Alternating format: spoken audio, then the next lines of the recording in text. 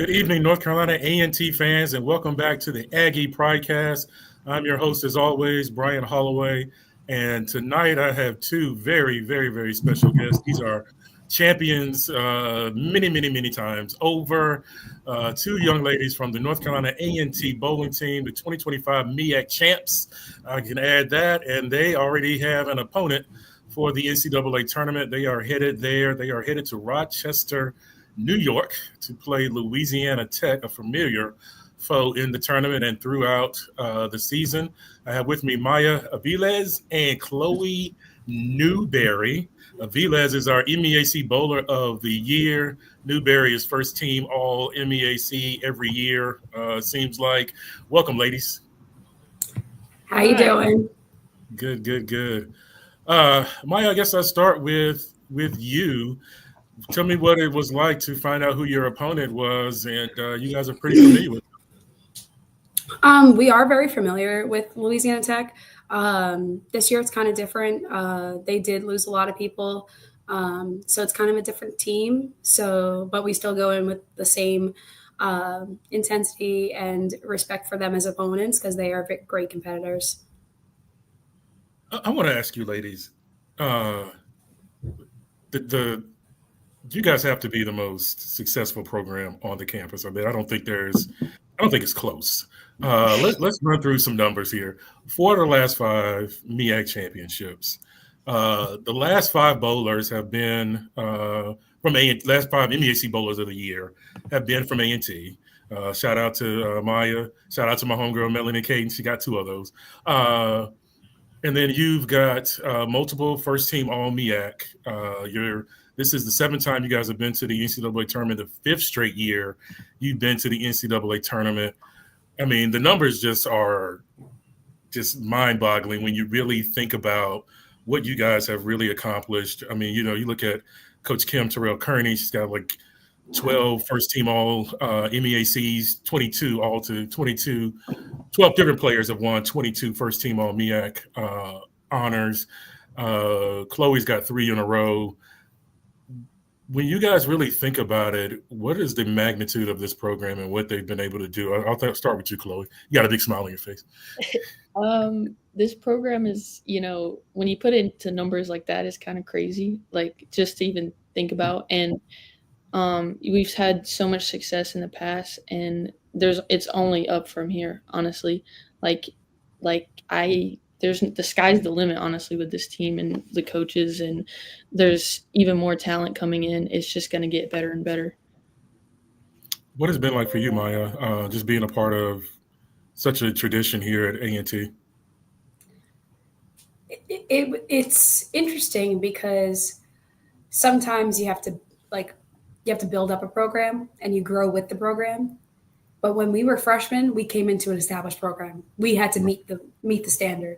So we hit the ground running, and it's been a learning experience ever since. And I could say for the both of us that we are proud to represent the school and the team and our coaches in this way and uphold the standard that has been set years prior to us being here.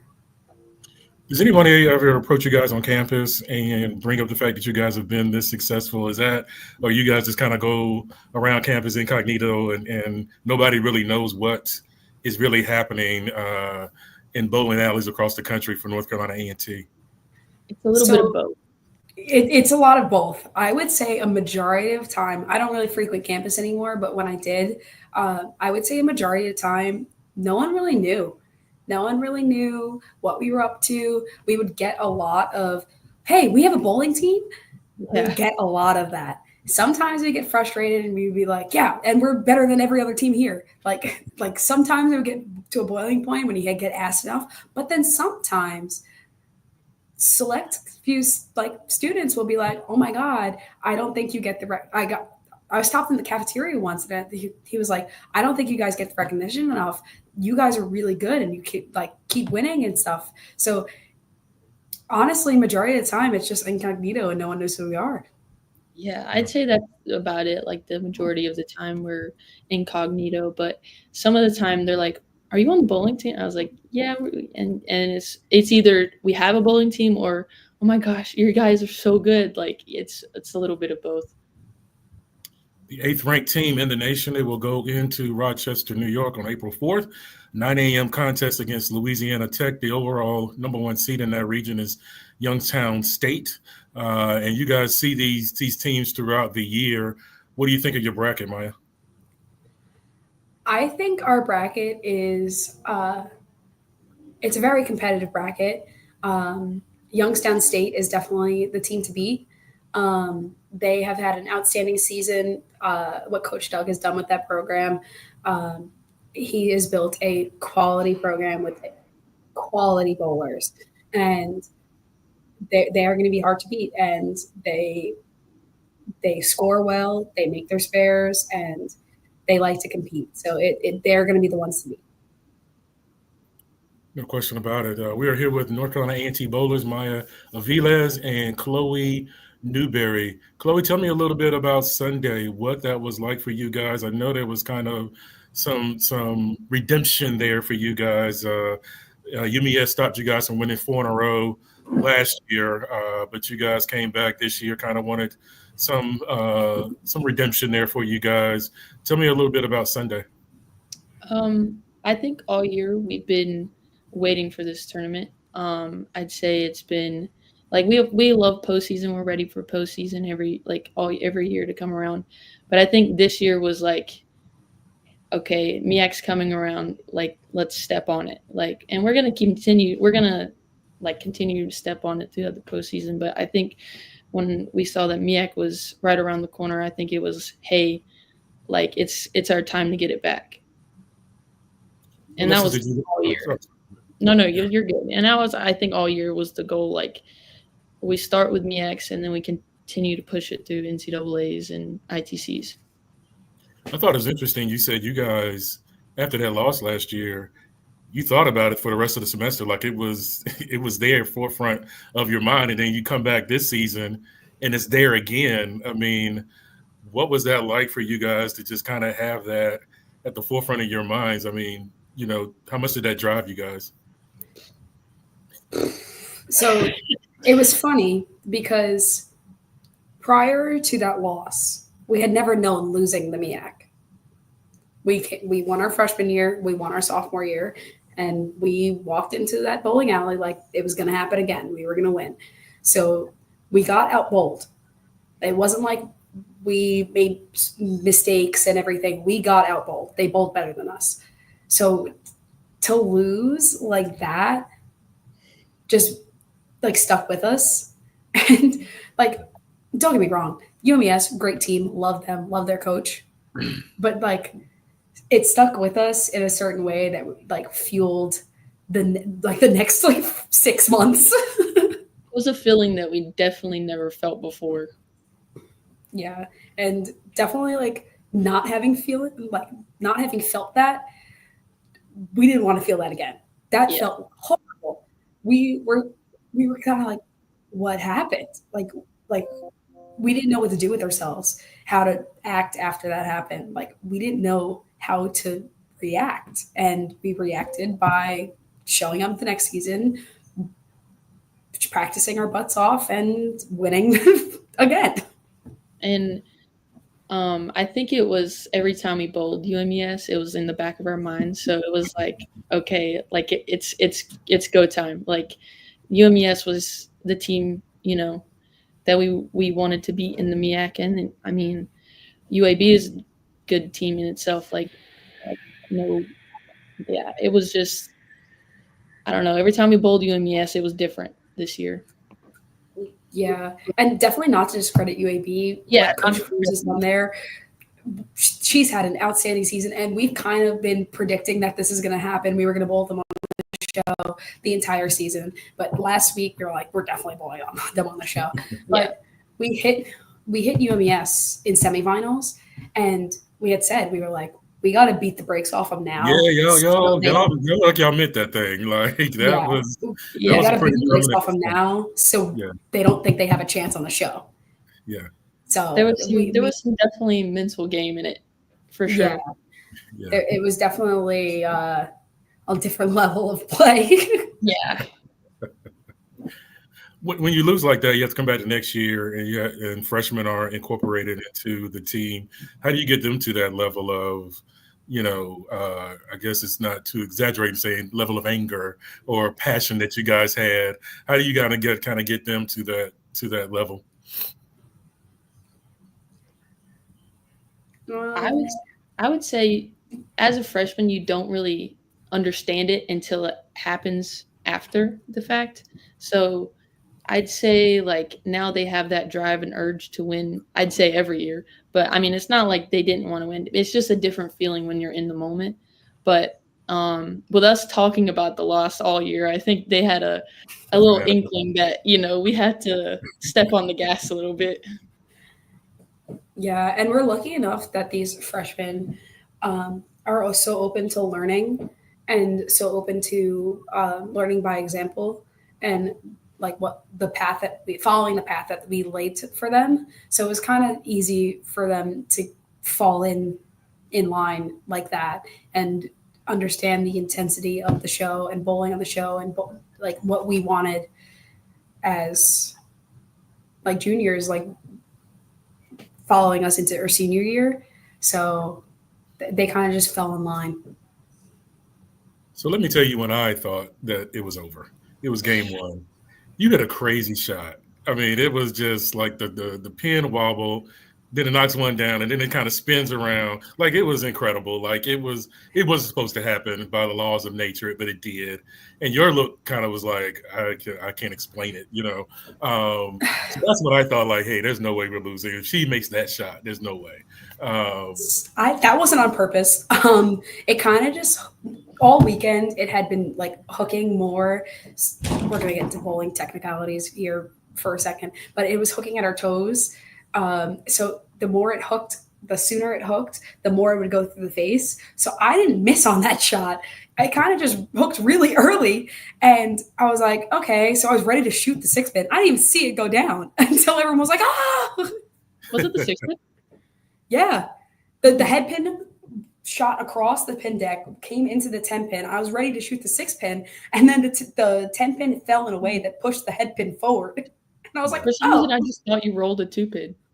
No, that was the first shot in the Oh Yeah, I had 2 good breaks that match. Yeah. I barely hit the head pin on that first shot. If you look, I barely tapped it. Shouldn't have struck on that one either. But we are now deep into bowling terms, ladies and gentlemen, so just follow us here.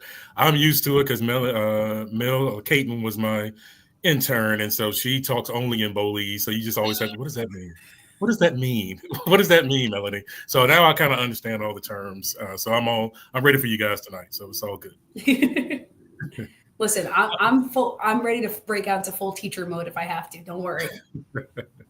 So let's talk about the patterns, because it was a low-scoring championship match, and low scoring pretty much throughout the tournament. Were you guys surprised by the pattern that you got and how difficult it was? Yes, I was shocked, gobsmacked, if you will. I was shocked. Like sometimes they'll cater the pattern to the the level of play in the conference. So that pattern is pattern number 4. We bowl on that pattern frequently. We bowl on that pattern more than maybe any pattern that we bowl on. It plays different everywhere we go. Every time. Usually it's just a variation of how much it hooks. Seeing my ball go 60 feet, that's the length of a bowling lane. Seeing my ball go 60 feet straight to not the pocket, I was like, what happened? What did we do here? Because on the show, that actually was the most it hooked all weekend. It was actually. It was so crazy. And that's really funny because actually when you bowl on a TV pair, they're usually not hooking as much as during the tournament. So we were all a little stunned, to say the least. Yeah. If you were listening to the show, Kathy, my dear, was like, wow, like I didn't think that was that bad, because it wasn't. Every time we went through the face is going like straight in the head pin. Every time I went through the face, we were like, oh my God, didn't throw that bad. Just need to move because it hooked at my toes. We were shocked. But the great thing about it is that they had to bowl on the same pattern, so that was kind of the good thing about it. Is like, and we're kind of lucky because they definitely missed a larger move. So it bought us a little bit more time. Yeah, we were talking about it actually. Yeah, we were like, oh no, if they move enough left, we're gonna be in trouble. But they missed a small, like a bigger move, so it bought us more time to like figure us out. Which thankfully we didn't really give the pocket away. We didn't really give the pocket away. We kind of just had to keep moving to get the pocket to where we needed it. Yeah, there was a lot of moving, that's for sure. Yeah. Hey, we'll take the championship either way, any way we can get it. Whether there's moving, no moving, we'll take the trophy. We'll take it home. No question about it. I do want to ask. A win is a win. A win, yes. All wins are good wins. I learned that from a good friend of mine. All wins are good wins. I want to ask you, ladies, let's go and fast forward when you guys are very successful professionals, 15 years, 20 years from now. Will that 2024 one still bite you a little bit, or did 2025 take care of things for you? No. Nothing's ever going to fix it. Nothing's ever going to fix it because when I look at my hand and I have 3 rings and I should have 4, nothing's ever going to fix that. Yeah, I just feel like you guys being greedy at this point. I mean, 3 is a lot. Hey, 3 is a lot, but it could have been 4. It could have been 4. It's always what it could have been. Yeah. How happy are you guys for Laura and Mel? They have ended up with 4 rings, and how important is it for you to get them one for the thumb, either NCAAs or ITC? That ITC NCAA championship, either one of them, it would mean the world. Yes. To all of us to be able to give this to the school. We haven't won an ITC championship. The only one we won was in 2015. So it's been 10 years since we won the ITCs. We've never had an NCAA championship. As far as I know, the school has never had an NCAA championship. Yeah. So to give this to the school, to give it to our coaches who never had a national championship because the ITC was under a different coach, to give it to our coaches, to give it to our team, to go out like that, it would mean everything. And it would mean everything.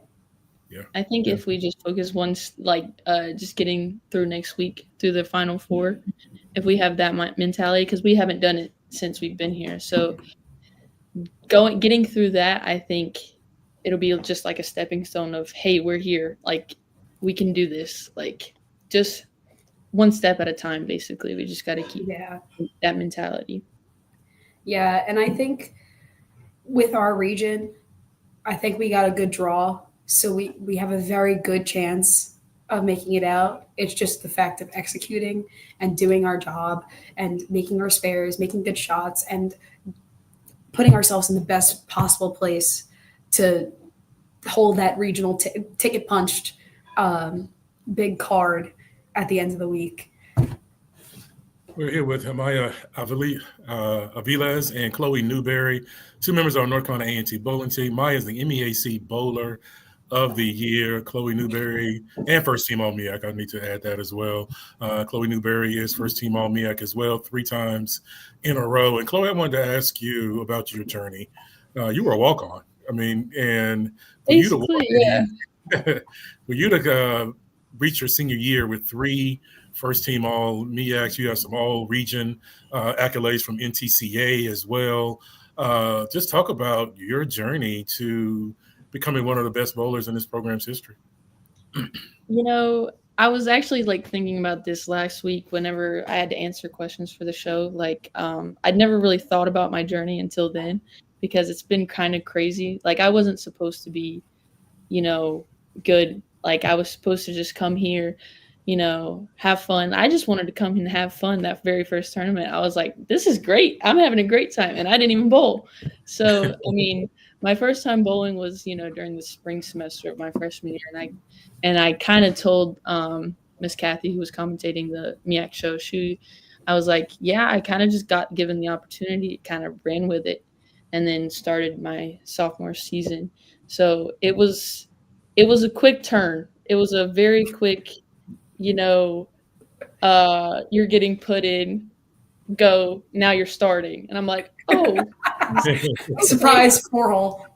Yeah, I went from like being 6-man maybe in to starting as 4-hole, 9-hole, like the 4 and 9-hole, which is a very important role. And I was like, oh, this is fun.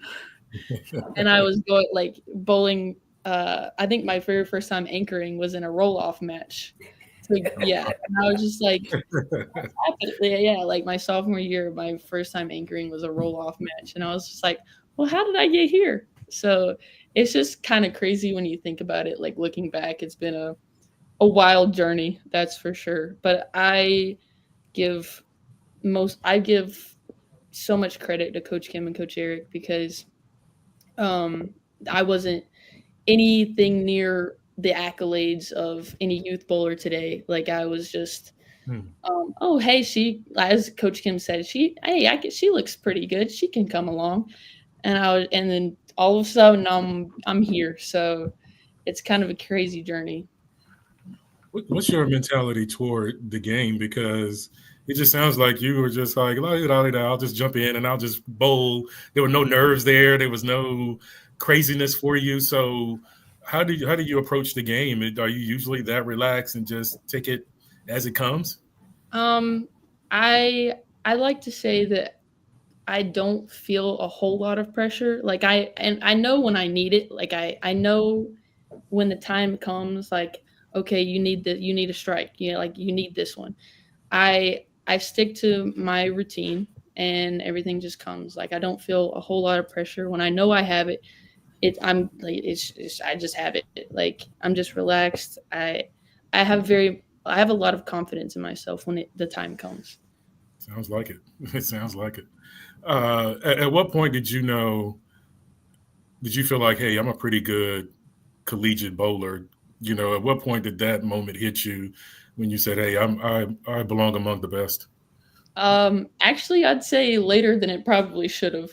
I didn't believe, like, I know I was a good bowler, but I was like, I don't know if I can compete with I'd say my junior year, I'd say, like, only last year, like, the beginning of it, I was like, hey, maybe I can stick with these top people. But, yeah, I think I can give myself more credit sometimes. Yeah, I think you should give yourself some credit. I think, yeah, 3 championship rings, 3 first teams. I think you should give yourself some credit. Mike, you don't sound like you're from the South. Oh no. No. What was that adjustment like for you coming down below the Mason line and trying to figure us Southerners out a little bit? Yeah, she came in my. It's so weird. It's so weird. You guys do things so odd. Tell us about it. I am not from the South. I am from New York City. You sound like you're from New York City, yes. Yeah, I'm from Goomba, I'm walking here territory. So coming here, everything was so slow. Everything is so relaxed. New York, I got to even if you're not even in a rush, I got to get where I'm going. I need to go. Though you better know your order before you get up to the No soup for you? No soup for you. So I took sophomore year, me and Chloe and our roommate Grace, also teammate, she's cool. I took them home. They went home, Staten Island. I took them to a bagel store. Your deli. My deli is not like your deli. It's not like Einstein's at all. My deli, you have a whole spread, you have prepared meals, you can get literally anything. It's like you don't even have corner stores. I can't even compare it to that. It's kind of like if you put sheets in like gourmet bagels. If you put them together, yeah, that's kind of what you get with the bagel store. I prep them before. I go, know your order now. They didn't know their orders now. We get up to the counter, and they're like, "What do you want?" I rattle off my order. I'm like, bacon, egg, and cheese, salt, pepper, and double toasted on a sesame bagel. I know my order. They did That not. sounded very New York too. Uh-huh. That was very fast. Yes. Uh-huh. They'll know exactly what you're talking about too. Chloe and Grace were like, Maya, fix it. Order now. I don't know. They panicked. So It was one that of the is where I'm scariest from. moments of my life. That is when I felt pressure. That is when I felt pressure. More pressure at the bagel store than you did in the roll-off. Yes. No question. So I'm not from here. I do miss my food. I do miss the speed of things. I have never adjusted to the speed of things here. Not at all. If you have a line out the door, why take your time? I don't know. Anyway, Because we don't know our order. That's why it takes so long. Apparently not. But I have grown to enjoy down here. It's a different like type of like feeling. It's chill, slow, yes, but chill. And the people are so nice. It took me forever to get used to the people saying hi to you on the like street. I have a friend from New York, and he would freak out. I had a friend from New York I went to college with, and somebody would ask him how he was doing, and he would freak out because in New York, he said that's a different question. Like somebody wants something from you, Somebody either wants something for you, is going to solicit you, or you're doing something wrong. Right. Yeah. So I'm like, I still get a little jarred sometimes, but I've gotten used to it. The door, even holding doors is different here. Like everyone's so nice. Like, and not to say like New Yorkers are mean, they just know what they want and they want it at that present moment. Yes. At what point did you know that, and you knew it before you were in college, that you were going to be a pretty good bowler, good enough to play collegiately? So my answer may surprise you, because as a kid, I definitely competed more than Chloe, but I never really felt like I was good. I kind of just felt like I was all right. Like I knew on a good day I can compete, but I never felt like I never felt like I was always in the running. That feeling continued up until like maybe last year. Oh wow! Like, okay. Yeah, like I always felt like I was all right, but I never felt like I was great. Like, so like last year, it kind of like dawned on me. I was like, oh, I might be I knew I had potential, but I just didn't feel like I was there. And then last year, I felt like I was getting up to my potential. Even last year, I was like, I feel like I have more to give. And then like this year, I started off slow, but then in the spring semester, I was like, okay, like this is what I was talking about. So is there any pressure? Is there any pressure in being the preseason bowler of the year? Is there any pressure that comes along with that? Or is it a big deal to you? No, I kind of just like was like, oh, cool. And my mom was like, oh my God, that's so crazy. I was like, it's preseason. Like people can assume anything. That's one way to look at it. Yeah, I guess. So I was like, I never really felt like I have to live up to anything or prove anything to anyone or do anything. I kind of just wanted to bowl how I knew I could bowl. And I guess that got me to the end. Yeah. You did pretty good for yourself. Do you feel like you're great now? Sometimes the thought, I'm like, oh, that still creeps in. But like, for the most part, I'm like, yeah, I could compete.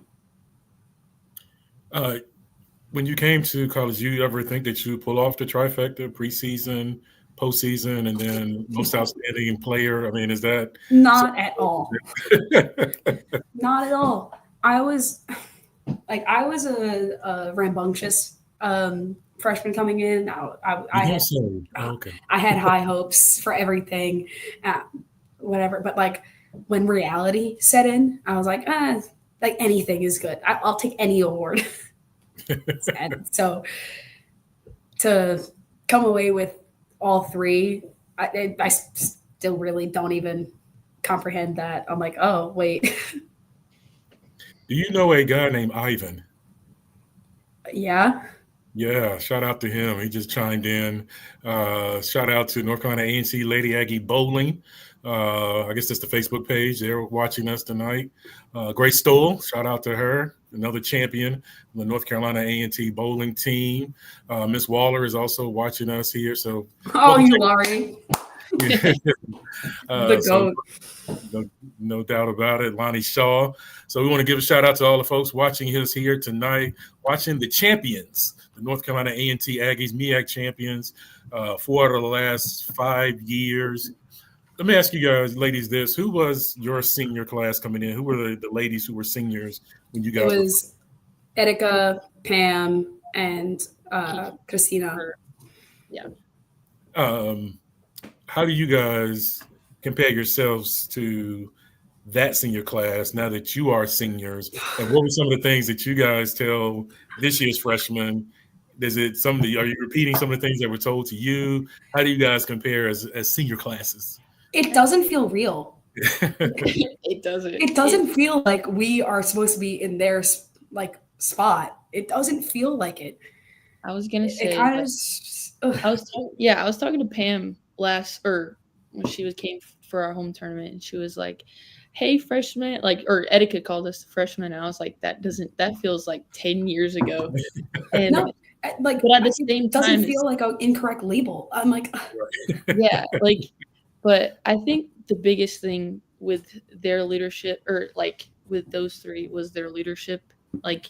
It was I try to emulate it a little bit, but it's really hard to because they were so good at it, and it feels weird that we have to do the same things that they did for us, and it's hard to, because they were such great leaders. I mean, I just miss them so much. Wow, that's a good answer. It doesn't feel real. It doesn't feel like it feels like we're doing a disservice to them. Yes, that we're in their place. Well, I mean, you guys are winning championships and you're doing big things. Talk about your freshman class. Victoria White, of course, Rookie of the Year. Talk about that freshman class and Cruz and some of those young folks who have been Jasmine Hall, who's been very instrumental to you guys this year. They're great. They're better than me. I think we lucked out really, really, really good. Yeah. With these kids, because they have potential out the wazoo. If Victoria's good now, she's going to be 10 times as good when she's a senior. Same thing with Jazzy. Jazzy's good now, 10 times as good when she's a senior. So and TJ, that girl can throw it. So just imagine how good they're going to be when they're in our shoes. I am just so excited to see them. Another thing to add with them is they've been thrown in some tough situations this year, and and the way they were able to not only go through it but do it with some fire in them, and it was really good to see, because we have 5 of us leaving this year. It sets them up it gives them experience for the next year, because it is going to be such a a team full of sophomores and freshmen. I mean, but it gives them a really good experience for what's to come. Yeah, definitely. They've been thrown into every situation. They've been in roll-offs. They've been in Game 7 matches. They've been in they've been crazy stuff so far. Terrifying. Every scenario that you could have that we didn't hit until our sophomore, junior year. Wow. They have experience this soon, and they're only going to get better at handling it. And they thrived even in their freshman year. Wow. Yeah, they did better than I could have ever imagined. Yeah. We're sitting here with members of the North Carolina bowling team. I'm just having a good time. This is a great conversation I'm having here with our bowlers. These are some wonderful young ladies. Saw them bowl this weekend. The poise that they presented was tremendous. You never really felt like they were going to lose that match, even when they lost. I believe it was game 4. You know, you just felt like they had things in control, and so certainly we are rooting for them in an NCAA tournament. Now, is Jana mom? Jana, Yeah. is that your mom? Oh, Jana? Yeah, that's my mom. Is that Jana? Okay, all right. So I forgot about her. Shout out to her. She didn't have the B-Liz there next to her name, so I forgot about her. So she is also watching. There you go, Mom. We love you, and we thank you for all the support. So no doubt about that. What advice would you give the freshmen going from freshman to their sophomore years from just your experience? They're going to learn so much overnight. Yes. And I'd say, like, this comes from me in my freshman year. I think freshman year feels like it's 10 years. But right after freshman year, it starts moving. Like, everything goes so fast. And I'd say the one thing I'd say is take it all in, because it'll go by in a blink of an eye. Like, I can't believe I'm a senior, about to graduate in a couple weeks. We have 3 tournaments left. Yeah, it doesn't feel that's crazy. It feels like I just got here. But the one thing I'd say, like, about college, athletic, whatever, take it all in, because not many people get to have this opportunity, and it's such a blessing to have, honestly. No question. That's good advice. Go ahead, Maya. You're going to learn so much over the course of from freshman to sophomore year. I was a different person. I was a different bowler. Like, I learned so much and I didn't even realize it. I didn't even realize what I was learning until I got back home, and I was like, oh, like, I know, like, how to do everything. I didn't even realize it. And you're going to learn so much more from sophomore to junior, and then junior to senior, and it's just continuous learning process. So even if you don't think you're learning anything now, it'll dawn on you later. It'll dawn on you when you are actively having to use it, and you're like, wait, I learned this a while ago. So you've transformed into like 6 different people over your time in college, and as your time as a college bowler. You just got to be open to each of the people you're about to become. What is the husband-wife dynamic like for you guys as them serving as your coaches? Does that bring the family feel to the whole environment? Because you got to lead mom and dad. In your case, you came from north to south, Maya. So what's that dynamic like, being coached by husband and wife? It's so funny. Like, it's so fun. It's so funny to watch them operate, because they don't operate like 2 individuals. They operate like a married couple. So it's so silly. Like, they do things. They do things together, and they do things that you would only see like a couple that knows each other do. And you're like, oh, that makes sense, because they're just people.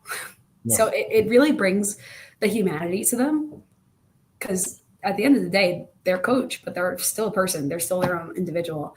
So it's really a silly dynamic to watch, because some things they'll just only do if they've been married for as long as they have. Yeah, and they understand each other like people who are only married as long as they have been would. Yeah, I think everybody that I've introduced, them to like from my family or something, I've always called them my second parents, just because that it's just how it is. Like, they just give mom and dad. That's just how it is. Like, I've always called them my second family, but it gives this crazy athletics into like everything we're in. It just feels more homey, honestly. Yeah. I'm laughing because I saw Coach Kim jump in and say, be careful. So I think you guys did well. I think you guys nailed that one. So I think you don't have to, I don't know what you do in bowling for punishment, run laps. I don't know what you do, but I think you guys are safe. Stole our thumb balls off, probably.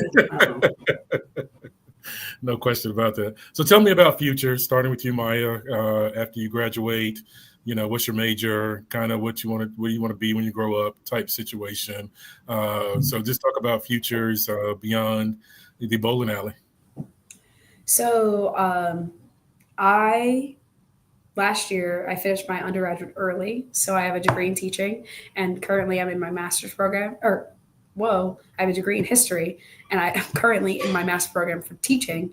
So I plan on in May when we're done. I graduate in December, so I plan on doing my final student teaching hours at home. I'll do them I'm from New York, but I live in New Jersey now, and I'll plan on doing them in New Jersey. I'll get my degree, and then I'll teach. And I plan on teaching 10th grade world history. And I'll bowl some. I plan on hitting some of the regional tours or some of the regional tour stops and some of the bigger major events like the U.S. Open and the Queens, but maybe not a full tour just yet. Maybe dip my toe in first and see how it goes. All right. We need some more outstanding teachers, so that is real good to hear. No question about that. What about you, Chloe? Well, I'm majoring in kinesiology. About to graduate in April or May. So there's a lot of things you can do in the kinesiology field. So still trying to figure that out, but got a few options. But I do want to bowl professionally, so catch me out there in some tournaments. But I'm excited for the future. Like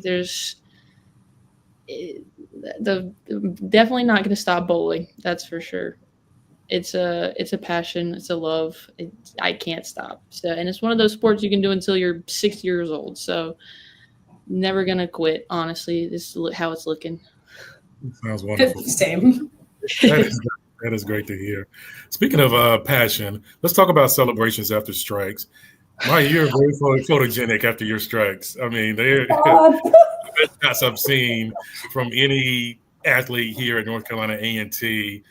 Is that just I mean, there's a different one every time, a different scream every time. What is that? I think they should make a wall of it, honestly. That's a great idea, Chloe. Yeah. Mortifying. That's mortifying. Yes, it needs to be a mural. Because I complain to Kevin and Erin all the time about how crazy I look. And they're like, I just photograph what I see. And I'm like, yeah, it's just a picture. Guys, it's just me. I look crazy. I look absolutely bonkers every time. That's a great picture, though. It's a great picture. Like I can't help it. It tells a story. It really does. Like she really likes bowling. Yes, she really. I really like striking. I really like striking when it matters. So that's really it. Yeah. And we got one of the great all-time photos. Your back is to the photo, but the reaction from everybody else is just absolutely priceless. I mean, it's one of the better photos I've seen, just from the crowd and the bowlers. It was such a great shot. Chloe, did you see what Leanne commented under Coach Kim's post? So it was Coach Kim shared the article, and our lovely Leanne works for Storm Nation. She commented underneath. My back was to the camera, obviously. She comments underneath. I could just imagine how Maya's eyes look. I reply, of course they look normal and not crazy at all. And she goes, nope, very crazy. I'm like, damn it. No. I want to go back on the I want to go back and watch like that exact moment and just see what your face was like from the front. I know exactly what it looks crazy. Like. I know exactly what it looks like. Listen. Yeah. Well, there's got to be at least 40, 50 pictures of me from my years here. Easily. Looking nuts. Easily. Yeah. And then there's me with the fingers doing that. Yeah. You look so normal. I don't. So where does the fingers come from? I wanted to ask you about that. No. Sometimes when you're in that moment, things just happen, and once you start doing it, you can't stop. Like you don't. like in that moment, you don't think of what you're doing. You're just screaming because you got it, like when you needed it, and it's just whatever you do is set for the rest of your time. Everyone in college bowling has their own celebration, and everyone knows it. Yes. Yeah. Everyone in college bowling has the thing that they do, and everyone knows it. I would guess to say yours ranks toward the top, though. Yeah, I would guess to The say amount of that. comments I get on it. We were at sectionals, and it was the last block. We were bowling for the win, and the other team's parents were like, "You think you get too excited?" I was like, "No, not at all." Coach Kim actually says I have to get more hype. I got to show more emotion. I will say, if I was on the other team, what does that look like? Oh my gosh, that more I emotion. scared a girl off the approach one year. You did. Really? Yes. She had to stop. The poor girl had to stop. She was ready, and she stepped down. Is that just a New York vibe thing? Is that just that New York coming out in you? Yeah, it might be because Anthony does the same thing, Chloe, right? Yes. Yeah, it might be. It is because it is. It just is. One of my friends who bowls for a different school, he does the same racks the same way. Yeah. So it might just be normal. It's just it's not normal for us Southerners, but it might just be normal. Listen, no one said we were quiet. No it's question. A little intimidating. I'm not gonna lie. I'm like, oof. I'm glad I'm on her team because. Hey, it fires you up. It does. It does. It absolutely I used does. to be the one hole in my heart, one hole love. Fire the rest of the lineup up. Let's go. Ready to go. That's for sure. No question. Let's go. You guys are fun, man. You guys are really fun. Let me ask you this. What does Louisiana tell? I know you only seen them twice this year. What do they bring to the table, do you think? They throw it. They throw it. They all have high rev rates. Abby, she yams on it is another bowling term. That means crank it. And they all yam on it. They have this lefty, Kylie. She is, when she's on, she's dangerous. So they have a handful of really deadly people that are able to do some good things when they match up really well. I think when they match up really well, and they know it, their energy gets 10 times louder. And I mean, that's for a lot of teams, but when it comes to them, it's different. So I think the biggest thing with them is going to be matching their energy or even getting louder. It's just how it is. It's going to be because they also, sorry. No, go ahead. They also like to go really fast. So if you slow the pace down, it kind of throws them off because they like to push the pace and they like to set the pace. We're fast, but they're faster. So if we take our time, I didn't know there was pace. I didn't know there was pace. Oh, yeah. I didn't. I hear that in basketball, football. Tempo, pace. I didn't know there was pace in bowling. So you learn something. There's a lot of other things than just bowling involved. Yeah. So they like to go really fast. So the slower you can get them to bowl, the more they have to think about what they're doing. So how do you dictate pace in bowling? Now I'm fascinated. So basically, whenever we're doing bad, we do the opposite. Yeah, it's easier to control the pace and make it faster than it is to make it slower. Yeah. So that's actually what we did at MEX. Sorry. It is. Yeah. So if you control the pace and make it faster, you want to go quicker, get more shots in before the next person. I'm really fast. I don't take a lot of time to set up. So if I can get both my shots off before they get their one, that's what I'll try to do. You just try to get a little bit ahead. But if you're trying to slow the pace down on the other side, you basically just like take more time to shoot your spare, take more time to throw your first shot, take more time to even switch lanes. Like it's just slowing it down. That touch more. It That'll make messes a with little bit their, of a difference. their momentum. It's Bowling not is like very, a super secretive no. like other teams do it, so it's not like this like unspoken rule, but it's a momentum disruptor, as Chloe was saying. Yeah, it's momentum, or bowling is very momentum heavy. Like if you want to get like Jim says, get out ahead, you got to get, if you start to see another team like get like start stringing 3, 4, 5, 6 strikes in a row, the other team is gonna get intimidated a little bit. It's just gonna it is what it is. Like, and then that's when you want to start slowing down the pace, because okay, they're on a roll. We gotta start slowing them down, and then that's usually when the other team starts messing up and throwing it bad. Other things start to happen. It's just that's timing pace. It's just different. Outstanding. Gotta let you ladies go. It's been a joy talking to you. Before I let you go, let me ask you this: what has A&T meant to you as a university, and what has A&T bowling meant to you as a program? I'll start with you, Chloe. A&T, it's it's funny because I never toured here, so I kind of was just the first day of seeing campus was the first day I moved in, so it was, yeah, I was just like, I was kind of amazed because I'm from a very small town and I see this big place. I'm like, okay, this is a little scary, but now I just love it. I love the community that's here. Like I love everything about it. And the bowling program, Coach Kim and Coach Eric has, and like I can't even get the words out. Like they've just done so much for me personally and for my bowling.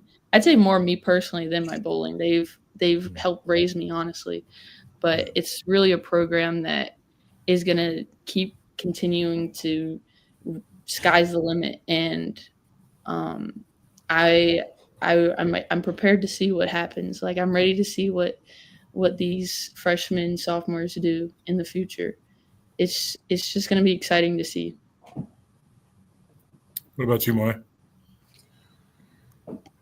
I am extremely grateful for this university. I'm able to come out of this with 2 degrees from this university. So that is, I'm part of a very slim population in America that has a higher education or is going to get a higher education degree, and I'm extremely grateful. And then for the team, my experiences with these girls over the past 4 years have been nothing short of great. And for Coach Kim and Coach Eric, I would not be the bowler that I am today if it weren't for them and what weren't for their patience and trust and their motivation for me to be the best bowler that I can be and be the best athlete that I can be, and be the best person that I can be. Because not only did I learn a lot about bowling and myself as a bowler, but I learned a lot as a person and a lot of patience and the value of learning, that has only helped me in my pursuit to be a teacher. Because Coach Kim is basic. Like, coaches are teachers. They teach their athletes how to navigate sport, life, whatever. So I will take that with me and keep that very near and dear to my heart, and be appreciative of the time I've had here and the time I've spent with Coach Kim and Coach Eric, and the time they've spent on me. Beautiful. Beautifully said. The North Carolina A&T Aggies bowling team, the most successful program on our campus. The numbers are the numbers. They don't lie. They have been absolutely outstanding, and they have represented North Carolina A&T University to the fullest. And so from a fellow Aggie, let me just say thank you for that. You guys have been absolutely tremendous. And they take on Louisiana Tech April 4th, 9 a.m. in Rochester, New York. They also have a date in Vegas for the ITCs. They're going for a national championship there. Could be going for a national championship right there in Vegas together. And then Maya and Victoria are going for individual national championships as well. So they are smoking, man. This group is really, really good. Let me get your best Aggie Pride before we let you go. Ready? Yeah, I'm ready. You go. Okay. Aggie Pride. Aggie Pride. Aggie Pride. Thank you, ladies. We'll see you next time on the Aggie Pridecast. Bye-bye now.